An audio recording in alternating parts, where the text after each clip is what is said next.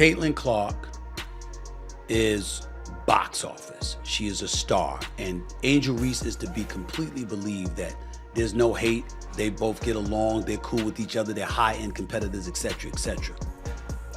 And you also are old enough to know that in this society, whether they want to admit it or not, they don't like seeing somebody black coming at somebody white who is a beloved star of theirs. But you've known they were coming for you when you were waving your hands in your face to mock Caitlin Clark when you were beating her for the national championship. Why is the WNBA letting its biggest star slip through the cracks? Caitlin Clark has single-handedly boosted the league's viewership, but Stephen A. Smith says the WNBA is treating her like just another player.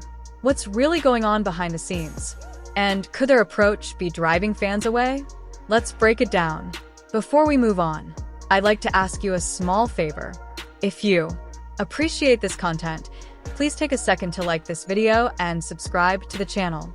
Over 98% of you watch the videos without subscribing. It costs you nothing, but it makes a huge difference to us. So, did you click the subscribe button? Great. Thank you so much. Now, back to the video. Stephen A. Smith isn't known for sugarcoating anything. WNBA Player of the Week. There have only been 40 triple-doubles in the history of the WNBA. Cheryl Swoops recorded the first WNBA triple-double during the 1999 season, while Caitlin Clark logged the most recent triple-double earlier this week.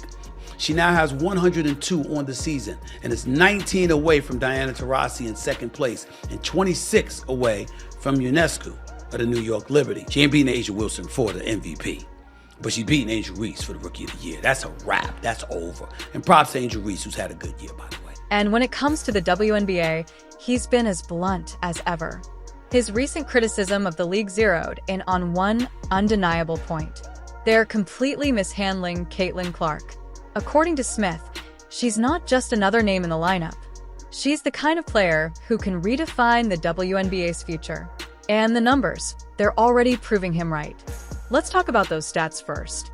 When Caitlin Clark is on the court, people tune in. She's the type of athlete who can get casual fans to sit down and watch an entire game.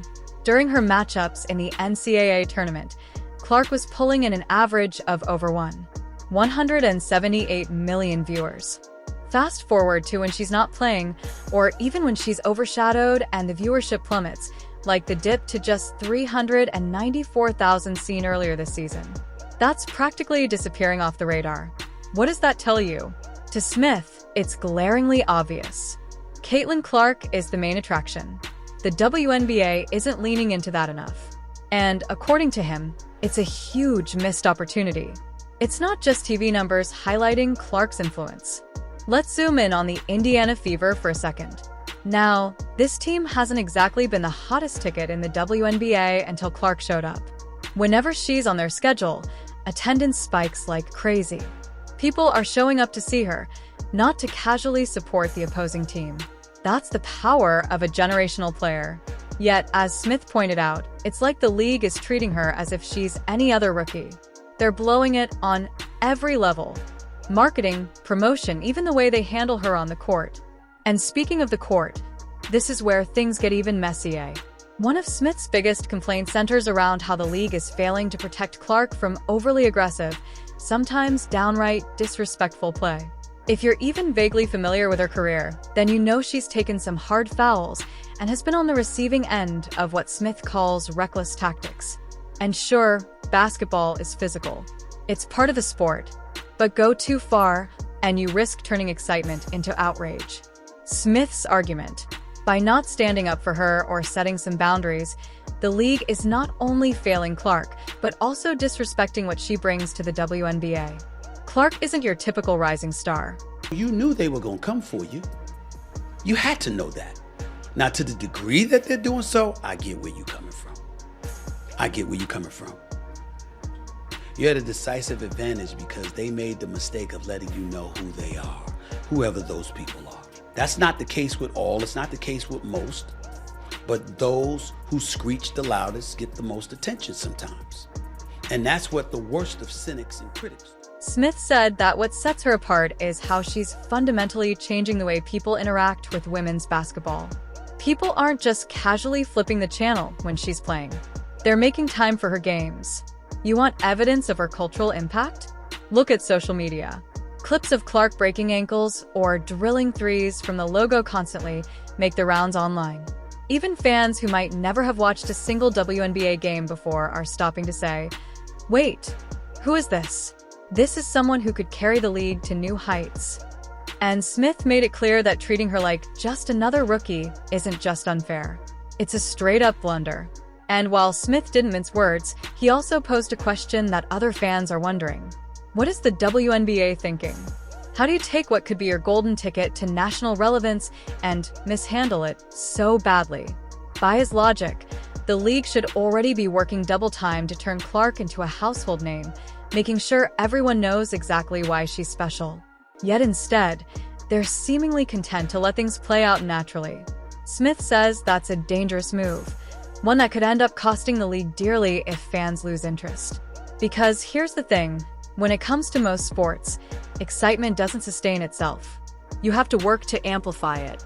And the tough love didn't end there either. Smith also hinted that if the WNBA isn't careful, they might fumble their best shot yet at long-term growth. Caitlin Clark isn't just a star now. She has the potential to be a once-in-a-generation icon. But that kind of impact doesn't happen in isolation. A league has to nurture it, protect it, make the most of every opportunity to highlight the player that everyone's talking about. Smith made it clear the league's lack of urgency is what's holding it back. And what they're risking is bigger than just Clark's career.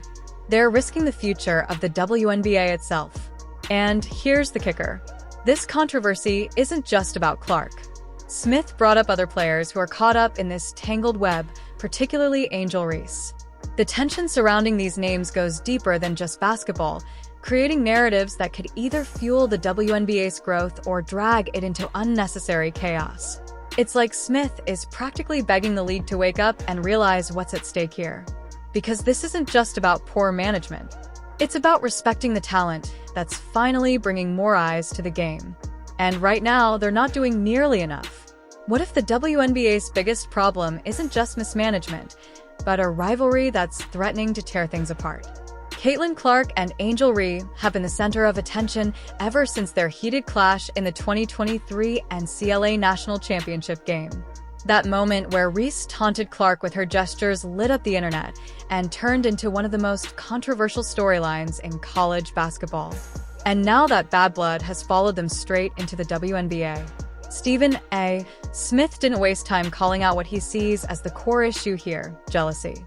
He believes Angel Reese and possibly even other players are frustrated by the meteoric rise of Caitlin Clark. Smith has hinted that there's a wedge forming in the league. Not because Clark isn't deserving of her shine, but because some players seemingly resent the amount of attention she's receiving. It's not exactly surprising either.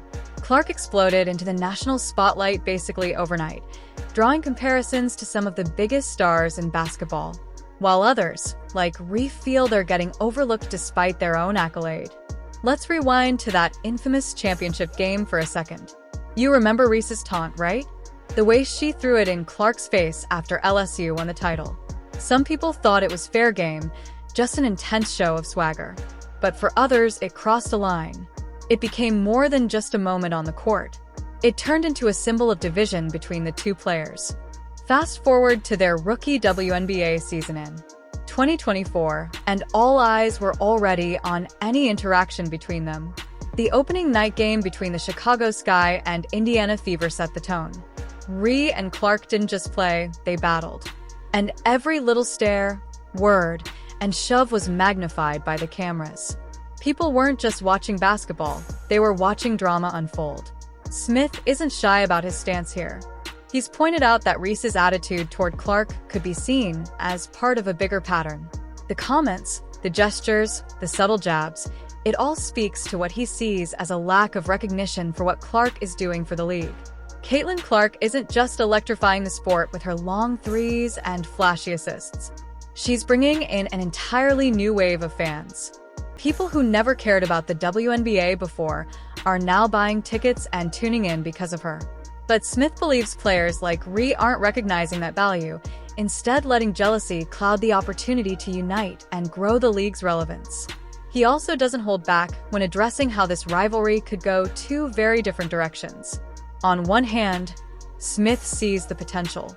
He called it a gold mine for the WNBA, comparing it to the iconic Larry Bird versus Magic Johnson rivalry that essentially saved the NBA in the 1980s. Think about it. Bird and Magic weren't just competitors. They were opposites in every way, and yet, their battles on the court drew millions of eyeballs and turned basketball into a cultural phenomenon. Smith firmly believes Clark and Reese could have that same impact for the WNBA if the league plays its cards right, capitalizing on this rivalry, hyping it up, marketing it, turning it into must-watch television, could bring in massive revenue and an entirely new fan base. But there's a flip side. According to Smith, if this rivalry becomes toxic, it could do irreversible damage. We're already seeing hints of division. Whether it's Reese feeling like she's being overshadowed or Clark brushing off some of the drama with her calm confidence, the tension is there. And it's not just between them, it's spilling into how their teams face off, how their fans interact online, and even how the media frames every game they play. Smith warns that if the WNBA doesn't manage this narrative carefully, jealousy and infighting could define the league instead of basketball. This all builds up to the 2025 season where Clark and Reese are set to face each other a record 5 times. 5 matchups. That's 5 chances for the league to show they know how to market a story as compelling as this one. Smith has some advice. Lean into it, but do it the right way.